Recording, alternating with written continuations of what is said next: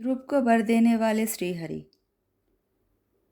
स्वयंभुव मनु के पुत्र उत्तानपाद थे, जिनकी दो रानियां थीं, एक सुनीति, दूसरी सुरुचि। छोटी रानी सुरुचि पर राजा का बड़ा प्रेम था। उससे उत्तम नामक पुत्र हुआ और सुनीति से ध्रुव जी हुए।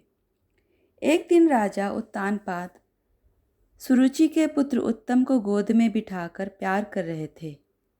उसी समय ध्रुव जी बालकों के साथ खेलते खेलते वहां पहुंच गए और उन्होंने पिता की गोद में बैठना चाहा, परंतु सुरुचि के भय से राजा ने इनकी ओर देखा भी नहीं। तब भी माता सुरुचि ने अभिमानपूर्वक कहा, वत्स, तू राजा की गोद में सिंहासन पर बैठने की इच्छा करता है, तो उसके योग्य नहीं है। तू यह इच्छा न कर, क्योंकि तू हमारे गर्भ से नहीं उत्पन्न हुआ।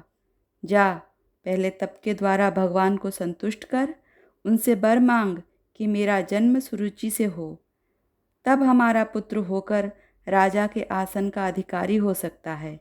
अभी तेरा या तेरी माँ का इतना पुण्य नहीं है। राजा यह सब देखते सुनते रहे, परंतु कुछ न बोले। बालक ध्रुव रोने लगे और अपनी माँ के पास आए। माँ ने यह दशा देख तुरंत उन्हें गोद में उठा लिया और कहा, यदि तुझे भी राज सिंहासन पर बैठने की इच्छा है तो प्रभु श्री हरि नारायण की चरण कमलों की आराधना कर। माता के ऐसे वचन सुन बालक ध्रुव यही निश्चय कर माता को प्रणाम कर और आशीर्वाद लेकर चल दिए। देवर्षि नारद जी ने कृपा करके उन्हें द्वादशाक्षर मंत्र ओम नमो भगवते वासुदेवाय का उपदेश किया और मधुवन में जाकर आराधना करने का आदेश दिया। ध्रुव ने मधुवन में जाकर कठोर तपस्या आरंभ कर दी। भगवान गरुड़ पर आरूढ़ होकर मधुवन में आ गए। प्रभु का दर्शन पाकर बालक ध्रुव को परम आनंद हुआ। सर्वंतर्यामी श्रीहरि ने कृपा करके अपने वेदमय शंख को उनके कपोलों से छुआ दिया।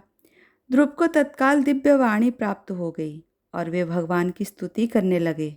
इस प्रकार भगवान ने ध्रुव को वर देने के लिए यह श्रीहरि अवतार लिया।